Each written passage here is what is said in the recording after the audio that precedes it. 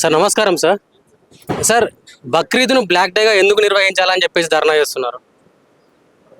గోహత్యలు గోహత్యలను ఎవరైతే చేస్తారో అది ఏ పండుగ వాడు చేసినా, హిందువులు చేసినా, ముస్లింలు చేసినా, క్రిస్టియన్లు చేసినా, ఇంకొకటి చేసినా అవన్నీ బ్లాక్ డేలే.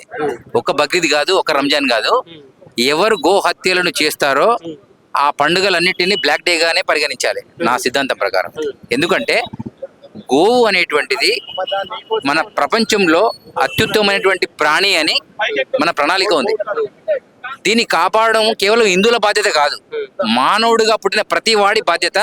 అది భారతదేశంలో పుట్టిన ప్రతి వాడి ఖచ్చితమైన బాధ్యత. ఎందుకంటే ఈ భారతదేశం ఇది ఎడారి ప్రాంతం కాదు, ఇది సస్యశ్యామలైనటువంటి బంగారు భూమి. ఇక్కడ అనేక సమస్యలను నుంచి మనం గట్టెక్కడానికి గల కారణం అంటే ఆహార శుద్ధి కావాలి అంటే ఆవు అనేటువంటిది రక్షించబడాలి. ఆవు జాతీయ ప్రాణిగా ప్రకటించబడితే ఆవు వధించబడదు.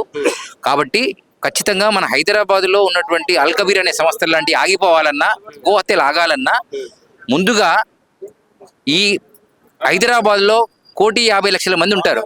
అందులో 1,00,00,000 మంది హైదరాబాద్లో హిందువులు అనే వాళ్ళు బొట్టు పెట్టుకొని బోనాలు చేసే వాళ్ళు ఉన్నారు. వీళ్ళు మేల్కుంటే చాలు హైదరాబాద్లో ఏమంటే అది అయిపోతుంది. కానీ వీళ్ళు నిద్రలో ఉంటారు కాబట్టి ఇది మేల్కోవడం కుదరదు.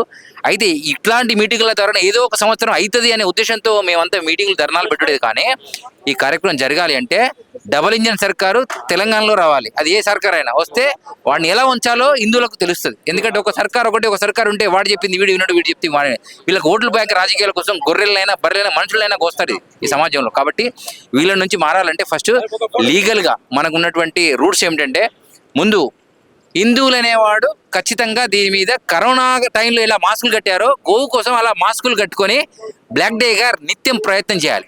ఎప్పటి వరకు అది జాతీయ ప్రాణిగా ప్రకటించేవాడు.